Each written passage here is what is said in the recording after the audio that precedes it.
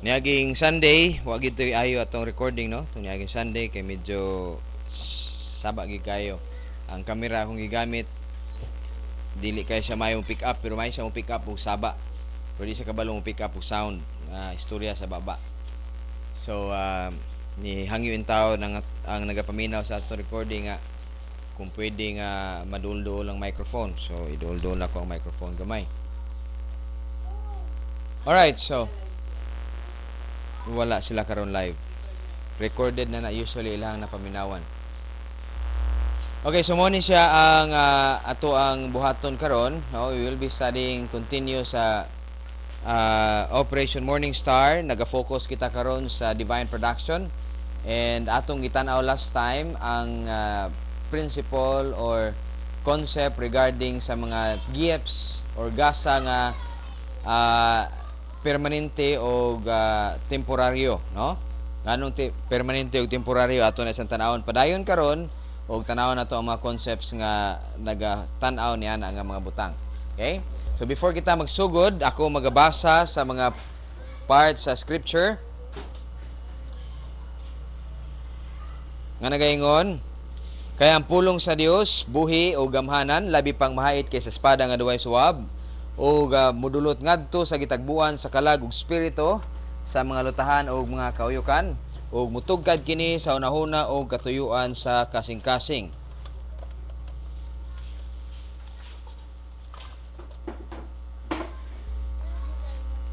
Ang tibuok kasulatan gininhawa sa Dios ug may kapuslanan alang sa pagpanudlo, alang sa pagpamadlong, alang sa pagpanulid, alang sa pagmatuto sa pagamatarong, aron ang tao sa Dios mamahingpit, masinangkapan alang sa maayong buluhaton. Busa paningkamuti pag-ayo aron mapakita ninyo inyong kaugalingon tubangan sa Dios ingon nga iyang himutan usa ka magbubuhat nga dili angay magakaulaw ug sa hustong pamagi magapanudlo sa pulong sa kamatuoran. So I would like to give a reminder once again nga kini nga pagtulunan mahimo lamang kining puslanon. Number 1, if you are clean before God, and number 2, do na ikaw diha sa imong kaugalingon interes sa pagtuon sa pulong sa Dios. Of course, klaro kayo nga sa atong mga kabataan wala gid ni sila kasabot kung nganong kinahanglan magtuon sa pulong sa Dios. Ang kinahanglan lang na masabtan is that makahibaw sila nga kini atong magibuhat dinhi is dili ni siya duwa-duwa lamang. Okay? Masabtan nila nga kini nga mga butang later on magamit kini aron nga sila usab mamahimong puslanon nga mga tao sa ato ang Dios. Okay? So akong ginahangyo ang mga kabataan nga kung dili na gani makaya ang inyong mga paglingkod nga murag kapoy na, okay? Pwede mo exit lang didto, no? Unya pwede mo didto magdula. Pero akong gihangyo nga magtuon gid mo og lingkod og maminaw. Kaya ang teacher dili gid siya gusto nga ang iyahang estudyante magsamok. Labi na nga ang libro mismo gubon. Dili na siya pwede. Okay? Timanin ninyo nga importante kayo, no? Diri sa ato ang classroom ang atong libro unsa man ang Bible dito sa inyong eskwelahan, ang inyong libro dito unsa man mga libro sa inyong school, di ba? Musugot ba ang teacher nga gisiyon na siya dili? Okay? So muna siya. Of course, kini siya nga klase para sa inyo karon di pa na inyo kayo masabtan, no? Pero akong paningwaon nga basin kamo gani mismo makasabot. Gawas lang kundi gid mo maminaw. So it's okay. Intended nini is the parents nga na dinhi karon, no? Kita nga mga parents nga mugayad sa ato mga kabataan nga masabtan nila nga nagtuon ta dili aron lamang kay Sunday karon magtuon ta, no? O niapil ta sa simba kay oy Sunday karon magsimba ta. Okay? So gihangyo ang tanan sa paghatag sa kaugalingon og panahon sa pag-check, no? And as a believer priest, doon na ikaw kagawasan sa pag-check sa imong kaugalingon ug kung gikinahanglan gamiton na ang 1 John 1:9, confession of sin, ato kini nga gamiton aron makadawat kita og hinanaling paglimpyo o kapasayloan sa sala og paglimpyo sa tanang dili pagkamatarong. Og ibutang usab dinha sa inyong kaugalingon sama sa usa ka bata nga naghandom gayud sa sincero nga gata sa iyang nanay. kita pod nga mga believers nagahandom kita sa pagpakaon sa pulong sa Dios. Okay? So gihatag nako ang time kaninyo karon, maybe 10 or 15 seconds, then nato kita sa tuang opening prayer, and then i-close nato na siya nga opening prayer, then nato kita sa mga reminders. Let us pray.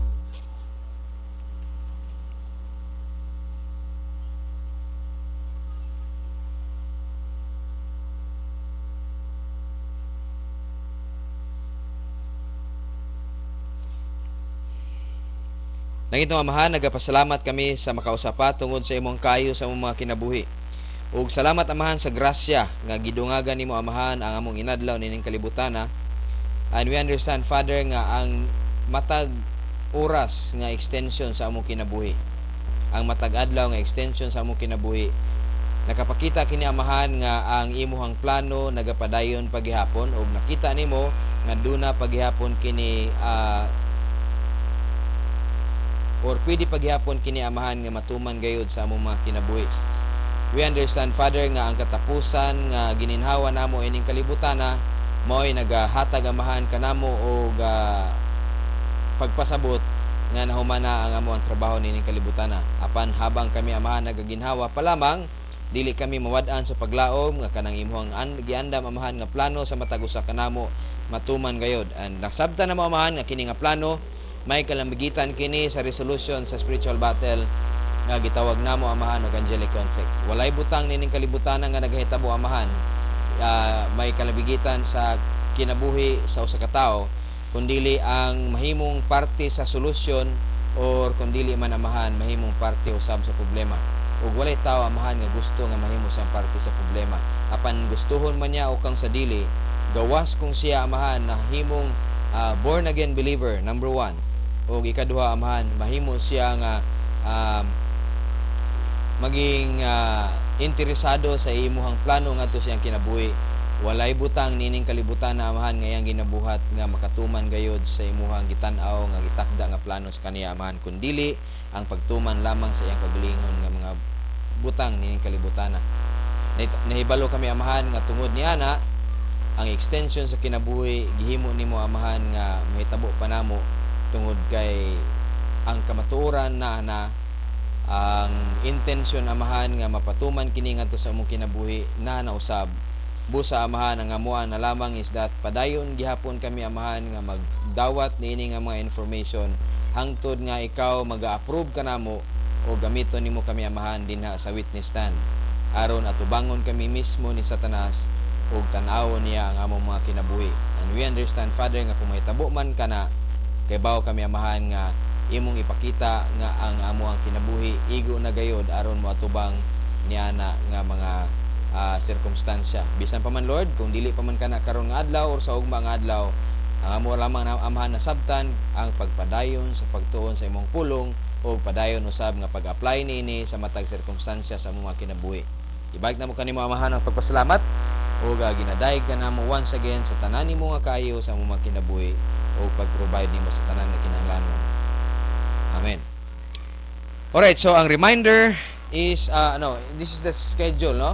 Kanyang hapon we will try to go Bagong Bayan, offering them Bible study kung dunay available o kung dili sila busy niya ng 4 o'clock to 5 o'clock sa hapon.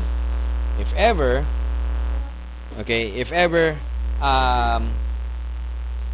busy sila o kay tungod ting basak man karon, no, dili nato sila pugso niya ng mabutangan. We will try to ask kung unsang time dili sila busy, no? And tanawon po nato atong mga schedules kung pwede nato ma-fit. This is in preparation and days to come nga ma-provide na gyud sa atong Dios ang meeting area dito, no? A place wherein dunay mag-gather ang mga tao, makalingkod sila bisag ilawom lang sa kahoy, no? Unya dili komportable sila aron maminaw, dili sa samok ug dili sa saba. Gamito nato na siya nga lugar dito, no? Preparation pud na siya sa padayon nato nga ginatan-aw nga provision sa Dios nga magkaroon og panagtigom dito. And we understand nga diri sa poblasyon mismo, no, is not a very good place para sa tuwa, no? Kani nga lugar is not a very good place of study.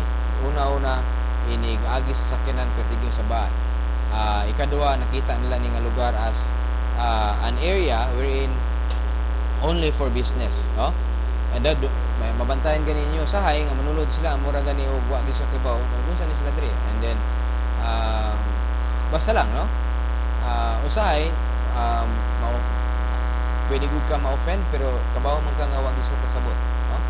So wa sa kasabot nga usa dito klase simba da ito abi na mo og nag-meeting na mo, so pwede mo mo nga nga mabutang. So inikabot na dito sa Bugong Bayan, we understand nga kung nata dito ang mga tao kabalo sila nga nagtuunta, no? O kung doon na may mga interruptions nga may tabo, first, second, third time, the next time di na siya may tabo. Okay? So muna siya. Muna to i-pray. And another thing is that a ministry, sama sa ato mga ministry nga ginabuhat din we are in need of financials, no?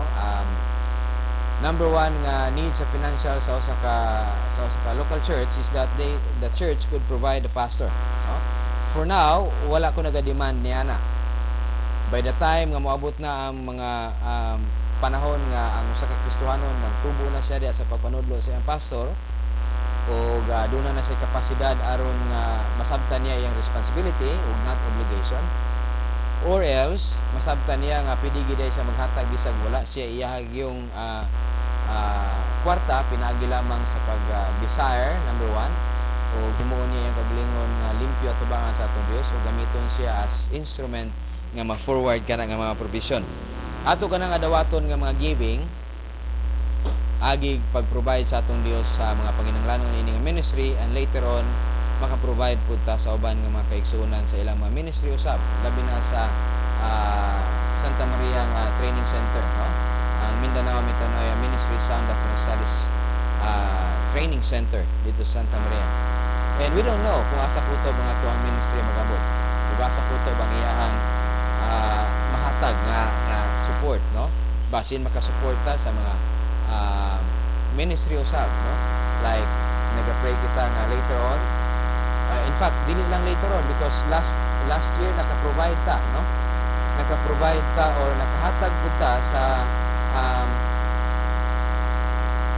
ministry ni Dr. Jem pinaagi sa pag-provide niya ngadto sa Mindanao Metanoia Sound Doctrine Study Center. Siya ang nag-provide sa money pinaagi sa mga tao pud nga naa dito ug usa ka loan nga wala interest, no? Para matukod ang training center sa Santa Maria, plus ang atong gihatag dinhi giagi nato kay Sir Darrell gibalik po dito aron ma-pay off kato na loan. Right now there are around, I believe there is still 20,000 na kinahanglan bayranan, no? Wala ko i-update for the last time, but there is $20,000 plus, no? Nga remaining balance para niya na. Okay? So again, wa man ta naga-aim nga mohatag yun dayon niya na. Ang atong gina-aim is that a believer will know responsibility and nasabtan nila nga dunay need, no? Kung tungod niya na ang iyang interest sa paghatag o ang iyang paghatag sa kagalingon ngadto sa atong Dios o gamiton siya nga instrumento sa atong Dios aron ma-provide ka na nga panginahanglanon, may tabo lamang ka na pinaagi sa pagpadayon niya nga pagtubo diya sa pulong sa Dios. Okay? So atong ipasalamat sa atong Dios ang ihang mga provision sa mga nangagi nga tuig, no? Pinagi sa ato ang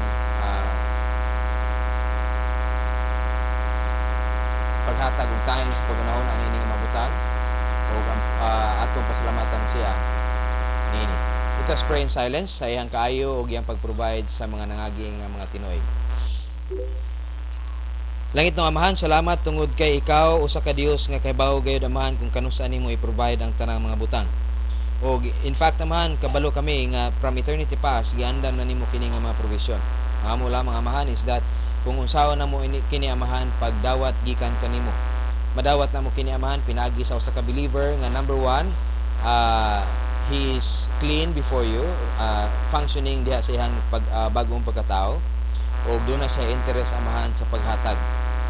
Ang the rest Amahan is imo na tanan nga dili designated, tanan nga wala gi-expect, amo kini Amahan nga i-forward ngadto sa among offering plate o magamit kini para sa mga ministries nga mugawa samahan gikan sa Grace Oriented Doctrine Studies Church diri sa Lupon. Amo kini amahan nga ginatanaw in the near future ug ibalik na mo kaniya magpasalamat tungod sa imong kayo ug pagpanalangin. Amen. Dunay nag-chat. Before ta mo adto sa tong pagtuon. Pakihina sa audio. Murag kusog kayo akong audio.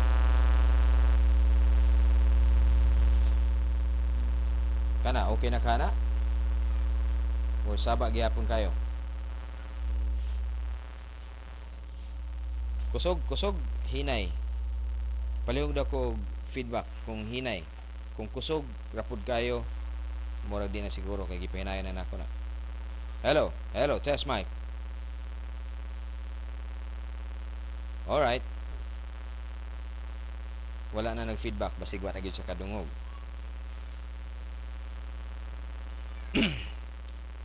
So unsa ato natunan last time? Asa ta dapit nagbiya? Divine production, right?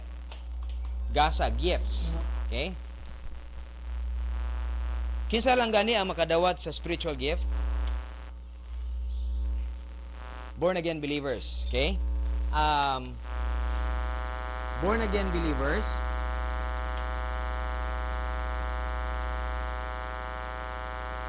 kanus man niya madawat ang gift the moment nga nagtuo siya sa atong Ginoong Kristo, no? Pila ka buok gift ang iyang madawat gikan sa atong Dios? There is only one gift per believer. Muna siya ang atong ginakuha. Now, there are other times nga ang usa ka believer pwede siya mo function into other gifts. Okay? Functioning, nagalihok siya diya sa uban nga gifts. Saan saan pamagi? Ngano kaha? Kung na pwede ba dahil siya mo function sa uban nga gift? The answer is yes. Unya gitawag na to na siya nga gift function or unsa man na siya nga tawag niya na kung magtrabaho ka sa dili nimo gift but for the moment gibuhaton na sa nimo ngano man tungod kay sa grasya sa Dios ug wala pa man lain nga pwede mo function niya na ikaw lang sa tawagon na to na siya og grace function. Ato na siya mahisgutan unya unsa nang grace function regarding divine production, ha? Remember the gold, the silver, and the precious stones. Murag di siguro ni maayo itrapo. Kuya Froy, palihog na ko inig pangita kong lain nga kuan. Kanang dili di color. Kanang dili puti, kanang di color lang. Alright. Muna siya ang concept nga atong ginatanaw. But before tani ana, ato sang hisgutan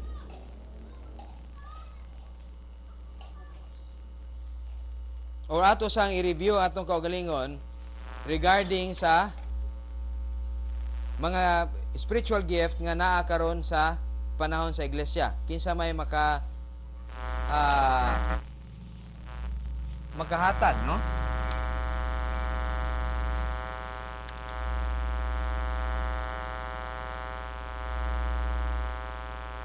I-divide na to sa kaduha. Nya butangan na to diri og T, butangan na to diri og P. Okay daw. So, unsa man ato ang pwede nga ma-appeal sa ato ang lista nga mga spiritual gift nga inyong mahinumduman. Number 1, doon na tayo nahibalaan nga gift nga gitawag na to og apostoles. Unsa pa? Propeta. Dunay healing. Pagpangayog masakiton. Unsa pa? Miracles. Unsa pa? Dunay tongues. Yung spelling ko kamintian ng tongues, right? Dunay interpretation of tongues. prophecy, propeta. Isa pa. Pila na? Unom. Napa? Ha? Milagro, nana, tigbuhat o milagro. Isa pa. Tigayog masakiton. Isa pa. Dili pagpalagyo. Walay yung nana. Pero pwede ka mag-discern. Walay magpalagyo og spirito. Okay? Kabuangan na siya. No? In Jesus' name. Walay yung nana. Although, it's part of the healing or part of the miracles. Pwede na siya. Okay? It may be part of the healing by pinagi sa pagpalagyo og espiritu na ayo siya. No? Pwede yung nana. Walay paggapo sa espiritu, no? Walay yung nana. So, discerning of spirits mo ni siya, no?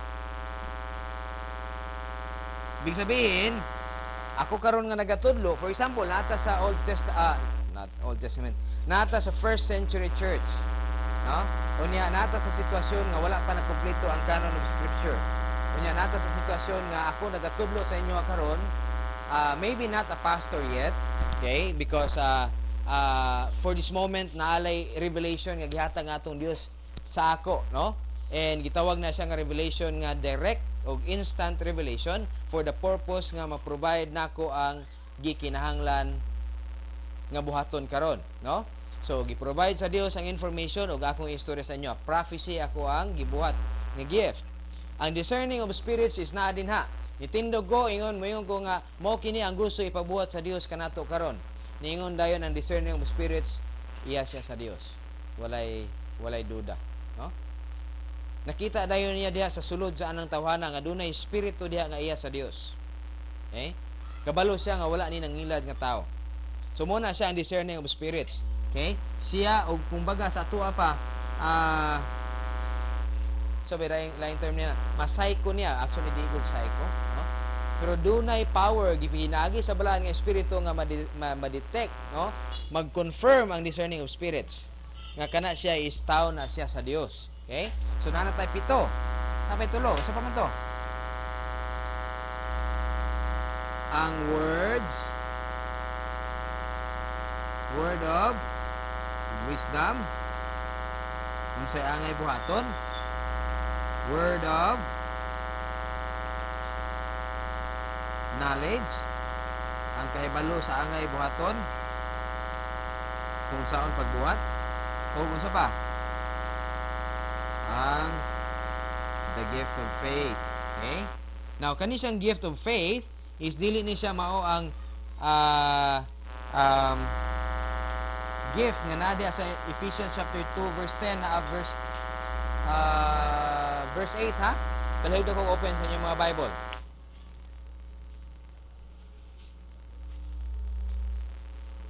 For you have been saved, for we are saved by grace through faith. Tanaw dia.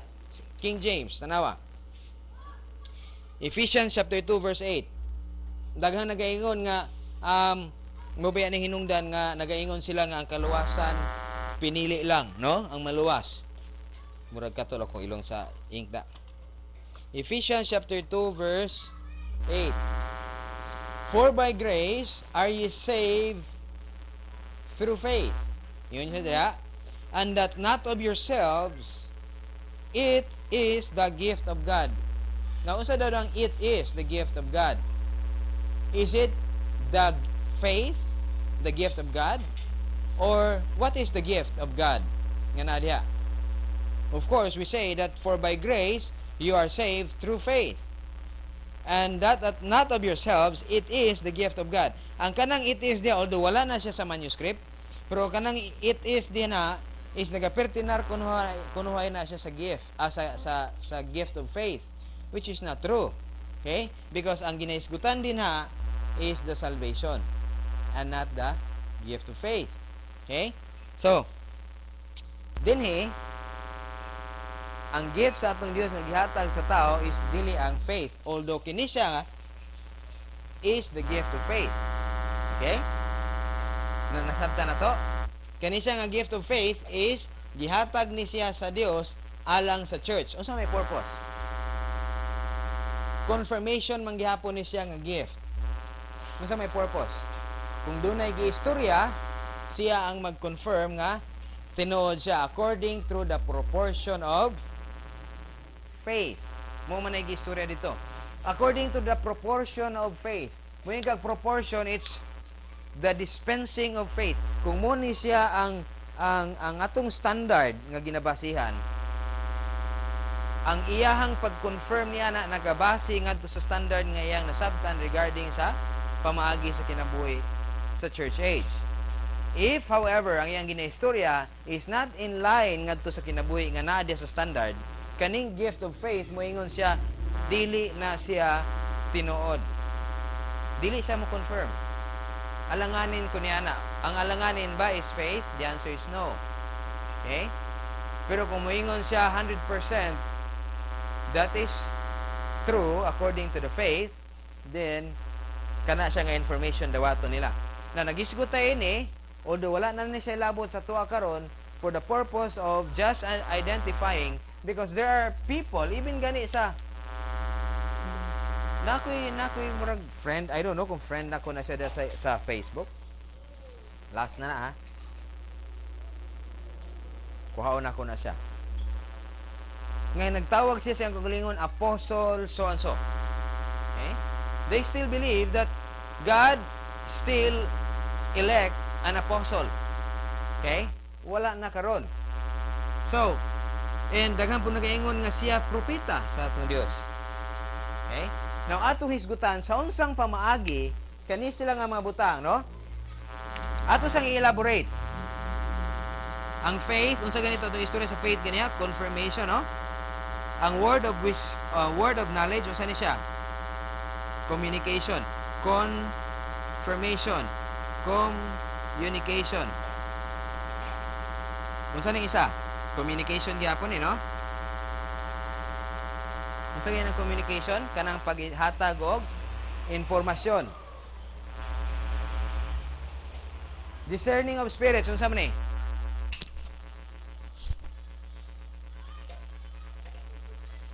It's a confirmation gift. Nganong confirmation man? Unsa man ang confirmation gani? Masigurado nimo nga tinuod. Okay, confirm. Interpretation of tongue, unsa man ni?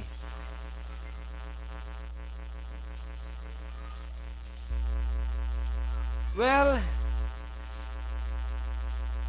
it's a confirmation, but it's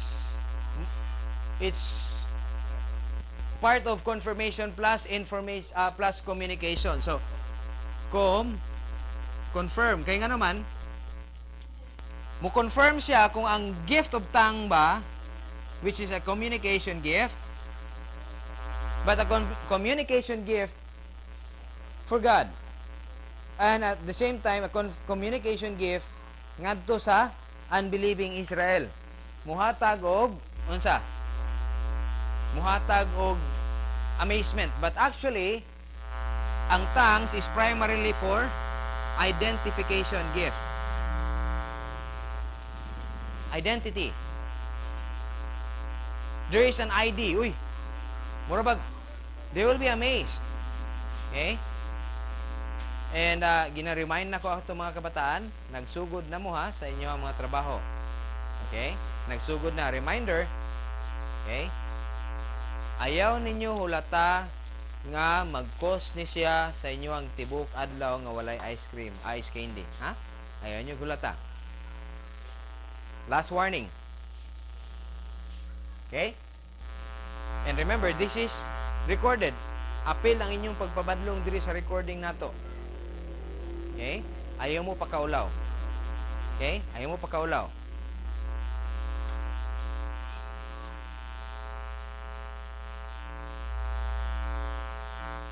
Alright, so it's more on identity or identification. Okay?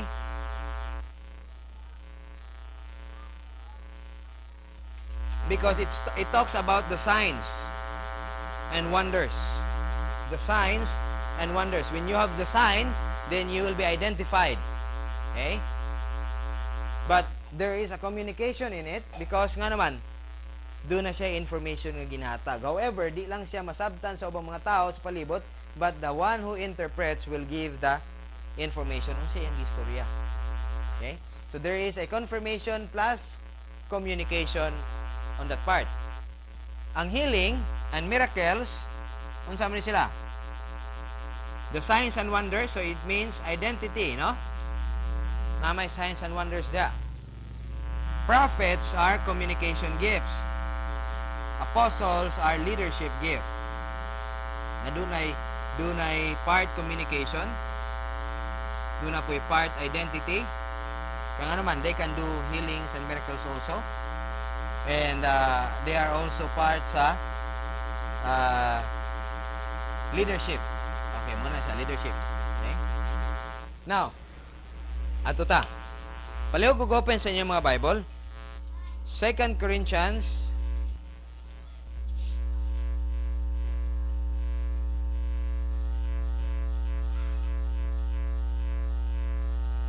chapter 1 Corinthians chapter 13. 1 Corinthians chapter 13 verses 8, 9, and 10. 1 Corinthians 13 verse 8, 9, and 10. Even that charity, love, that's charity, never fails. But whether there be prophecies, they shall fail. Whether there be tongues, they shall cease. Whether there be knowledge, it shall vanish away. So, unsa nga mga gifts ang iyang gistorya diha? Tongues, whether there be prophecies, they shall fail. Prophecies, imo na iyang gisgutan diha. Whether there be tongues, they shall cease. Tongues, where they shall cease. Whether there be knowledge, it shall vanish away. So these are knowledge, right? For we know, that's knowledge in part. Kumuni sa antibuok knowledge, we only have knowledge in part.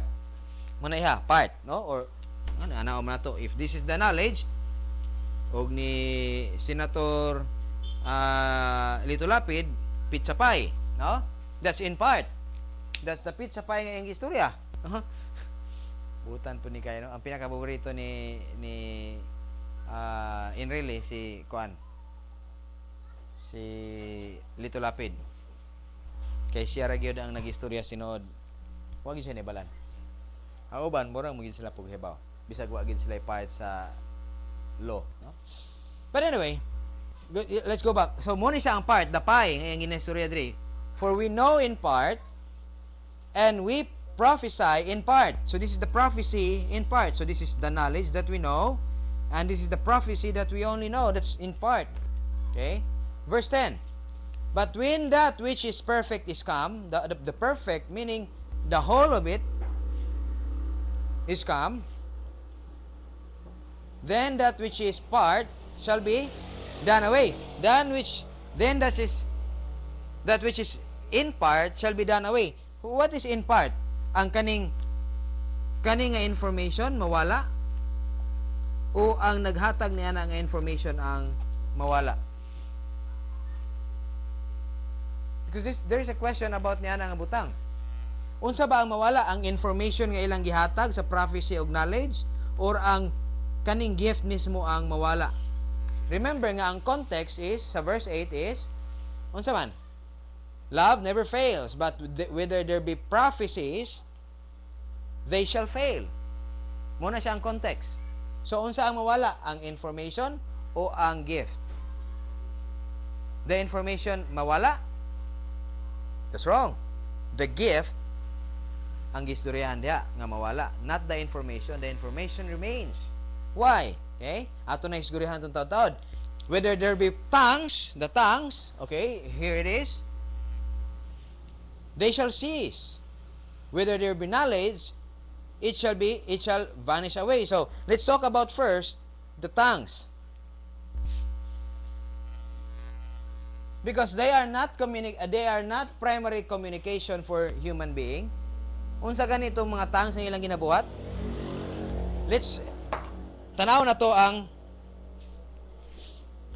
ang concept sa tongues. Palihog og open sa inyong mga Bible Still still in Corinthians chapter 14 verse 22.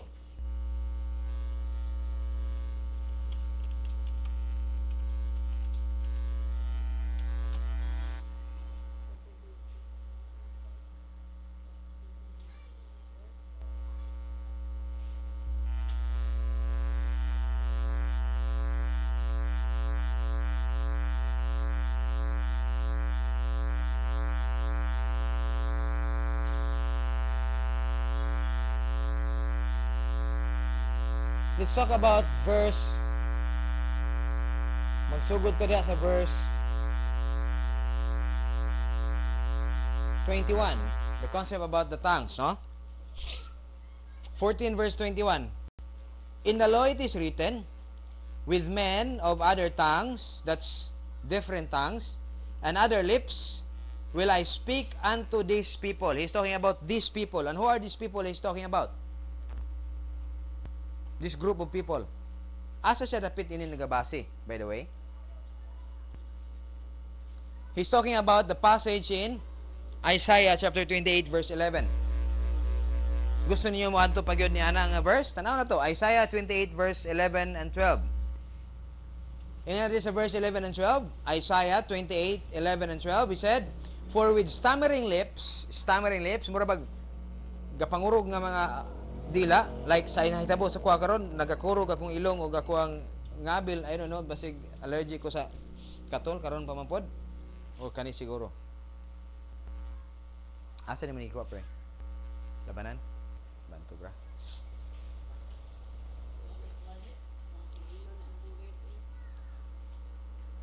Okay. Bantu.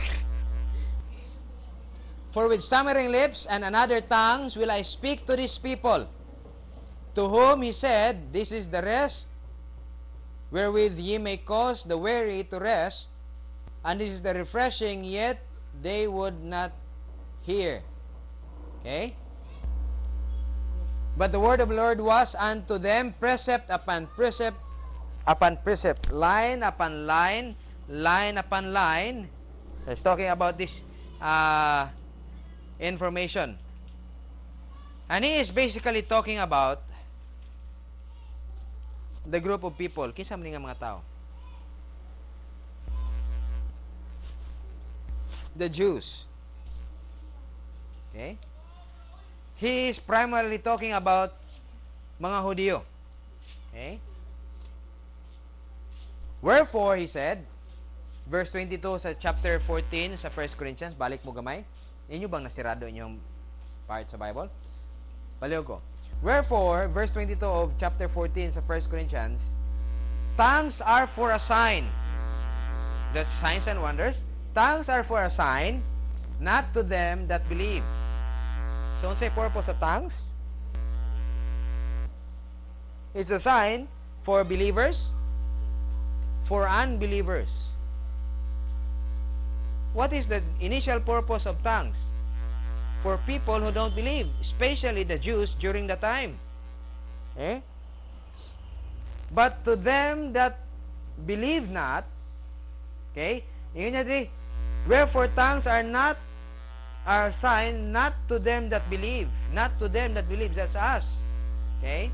Ibutang ninyo kagalingon ngadto sa point nga napa mo sa time nga napa ang mga Hudyo sa ilang land. And napata sa 1st century, wa pa niabot ang 96 AD.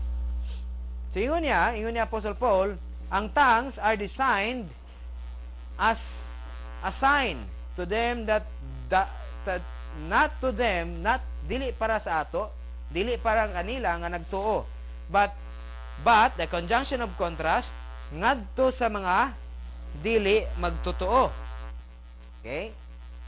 But prophesying serves not for them that believe not, dili para sa mga believers ang. So this is contrary sa duha, no? Kani siya para kang kinsa daw? Believers only. Kani unbelievers only. Okay? And still history na siya, history na ni. Wala na siya labot sa tuwa karon. Pero ato lang siyang gisgutan for you to communicate ini nga mga butang for people who still believe that they have the gift of tongues. Okay? Anya ingon niya dire, not for them that believe not, but for them which believe. Verse 23, if therefore the whole church be come together in one place, and speak with tongues, and there come into those that are unlearned, meaning mga baguhan pa lang, or unbelievers, labi na sa mga unbelievers, will they not say they are mad?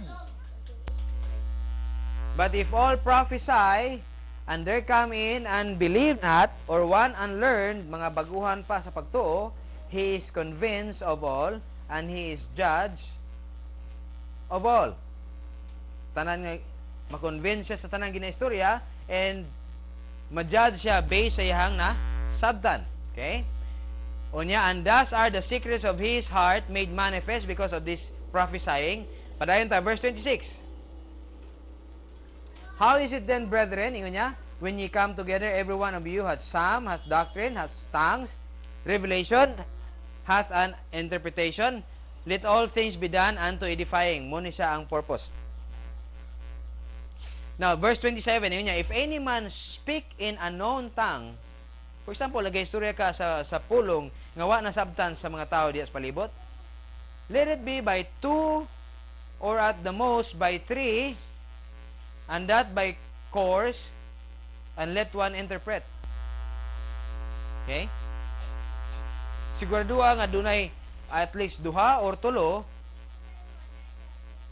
unya tagaig isa ka tawo nga mo hatag interpretation niya ng imuhang ilahang istorya. Okay? Unsa may yang istoryahan diri? Just talking about the gift of tongues. For example, na diha duha ka tawo nag-interpret. Nag-speak in tongues. Napagi isa nadungag. Maybe, no? Ana sila kadaghan.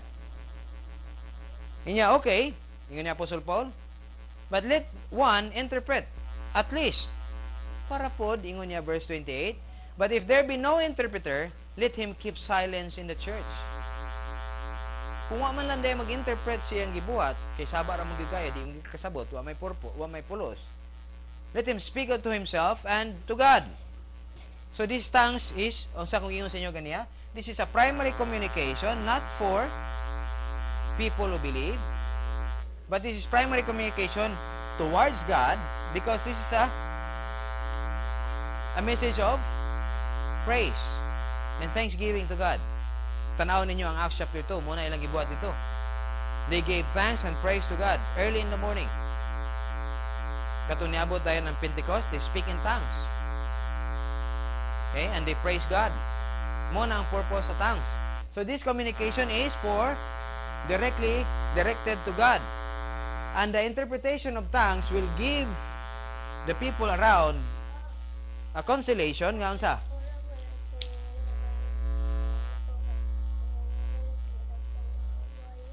Ay mo padol dito. Okay? Ang interpretation of tongues mo'y mughatag og consolation para sa mga tao nga nasa palibot. Unsay purpose? Aron man lang pod makasabot siya sa gistorya. Sayang man po, di ba? Nga sige siya og nakakos siya og distraction sa uban, nga nagngangang uban, unsa na yung istorya? Ang nakapait lang kung tanawon nimo pagyud karon ang mga kasagaran sa mga local churches. Di lang baya isa. Halos tanan pagyud. Kapitig yung kasaba. Tagaan pag yung microphone ng uban, samot na. Unya ang uban nga nabaguhan, unsa man sila? Mga buang na gini sila. Unlearned, mga baguhan, o mga unbelievers pagyud. Okay? And still ay even karon, no? Even karon. Muna ang uban, tungod silang kakurat din the next time they won't come back.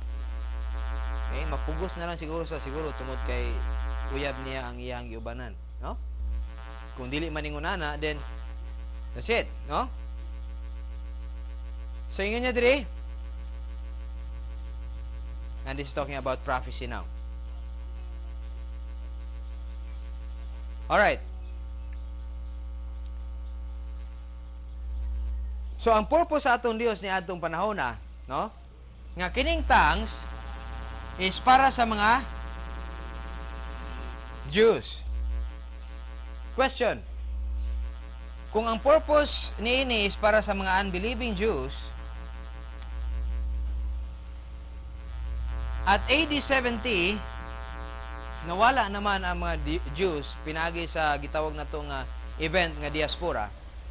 Pagkawala sa mga Hudiyo diha sa ilang land, ang question is, unsa pa may pulos sa tongues? By the time gisuwat ni Apostol Pablo 1 Corinthians, wala pa naabot ang AD 70. Valid pa ba ni siya nga information nga gihatag ni Apostol Paul ngadto sila? Let them by 2 or 3 speak, and let at least one of them interpret. Okay? So gi-allow ni Apostol Paul. Nga naman, indeed, pwede pa man gid ni siya sa una.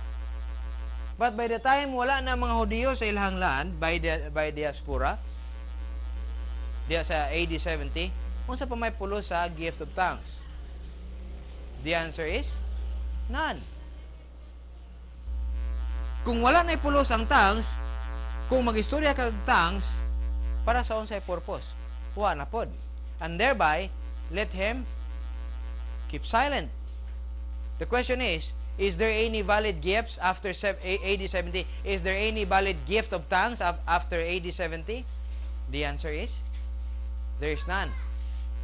Now, there is a concept nga itong ginatawag, experience and reality versus gitawag na to no, that's the reality, that's the experience. There is the word reality versus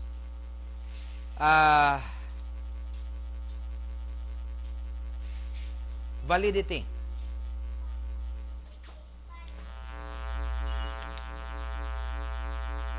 Have you ever realized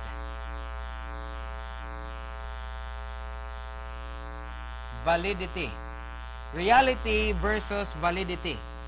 Daghang mga tao nga hangtod karon nagatuo sila nga doon na pay gift of tongues. Number 1. In reality, doon na mga tao nga nagaistorya pagyapon ng gift of tongues. Is there any? The answer is yes. Second, mayon sila, well, ila-ila ram na. Now, how about kung ikaw mismo naka-experience? I have not experienced tongues yet. Never. Wapo ko nangarap. But how about ikaw mismo naka-experience og tongues? Naka-istorya gyud ka og naka-speak in tongues gyud ka.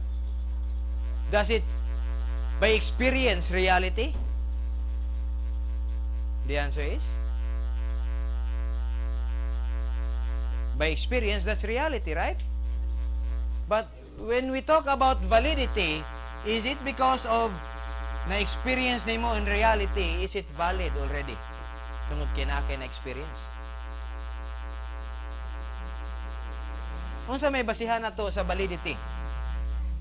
Valid ba siya? The standard, the Word of God, the correct interpretation, the correct teaching of the Word of God. Mo bitaw nang we are always reminded about rightly dividing the word of truth. Okay? Because there is a time element considering verses in the Bible. Okay? Kung asa siya dapit, mahimutang. Wa mo ta nagaingon nga, dili na siya pwede sa tuwa, kaniray pwede sa tuwa, kana di na siya pwede sa tuwa. Wala ta nagaingon ni ana. Okay? Klaro kayo ang pagkahiwa-hiwa sa information sa pulong sa Dios. Right now, we are post-canon period of Scripture. We are talking about a not supernatural time, not a supernatural kind of life, nga nagasugod siya sa signs and wonders. Wala tayong motivation niya na. Although it is supernatural, nga no gani, it's because it's the three persons of the Godhead living in every believers. Is it not supernatural? The answer is it is supernatural. But is it done in a very supernatural way? Dili pod. Done in a very natural way, living like Christ. Walay gahom-gahom nga uban. Walay gahom-gahom nga kauban for experience. It's a daily application of the Word of God, victorious Christian living, nga walay inubanan sa unsa gahom-gahom. Okay? Matawag sa uban normal living. Okay? But really it's supernatural. Why?